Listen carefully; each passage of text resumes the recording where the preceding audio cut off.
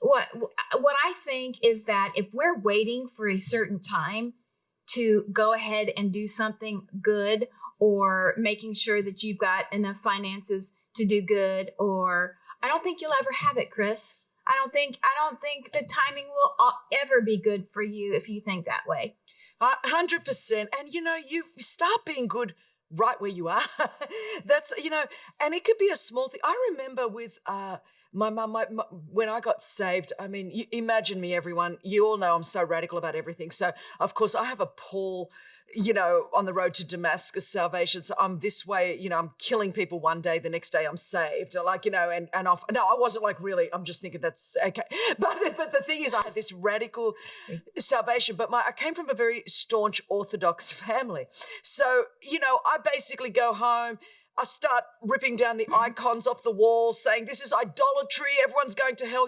No wonder my family wasn't like getting saved. I'm like everyone's going to hell, there's all idolatry. It's like, I'm like so radical. I didn't even know what I was talking about. And, but there was a season where my mum and I, it was not good.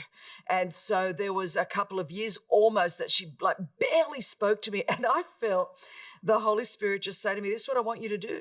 I want you to stay home on Tuesday nights. And like my life and ministry was kind of, really taking off. And it's this before I was married. And all I want you to do, I want you to cook dinner.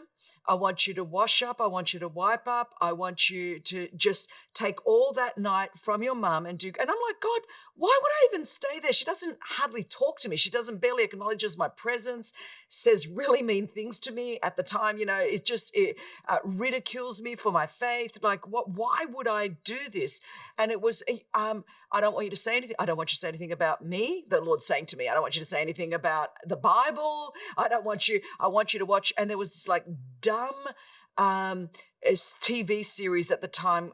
And look at my personality type. It was like Neighbors. And I'm like, I could have read 3 Bible commentaries and written 15 sermons by that time. But, so I'm like, but it's like literally the Lord's like, I want you to sit down. I want you to cook dinner, which she probably won't even acknowledge. I want you to watch that dumb TV series, kind of Days of Our Lives, dumb TV series thing. Then I want you to get up and wash the dishes, dry everything up, and ask your mum if she wants a cup of coffee. Now, I did this possibly for, I would say, almost 6 months with not even a word, like not even a, Mum, do you want a coffee? Like not even an answer. It was like, why are you even? And I remember it was like killing me, like killing my, and that was the purpose of it. I'm trying to be practical in this one. It was crucifying my flesh. It was killing my ego. It was just keep doing this. And then I just remember, maybe it was about 9 months in, I can't remember exactly, but it was quite a long time in. I just remember, I could cry, saying to my mum, would you like a cup of coffee? And she just nodded her head. And then maybe it was about another month and she just walked into the kitchen and picked up a tea towel and began to wipe up. All I'm trying to say is just those simple acts of like kindness, acts of goodness, and in the fruit of the Spirit, goodness and kindness are so tied together. It began to break something in my home where then one by one my family started to get saved and everything started to turn around. But what I'm trying to, it wasn't any of my sermons. And my mum went home eventually to be with the Lord. She got saved. But my mum had only ever heard me speak once in 30 years of preaching, once. But it was this solid almost year of this constant act of goodness and kindness that eventually turned her heart towards so many other things and turned my family around.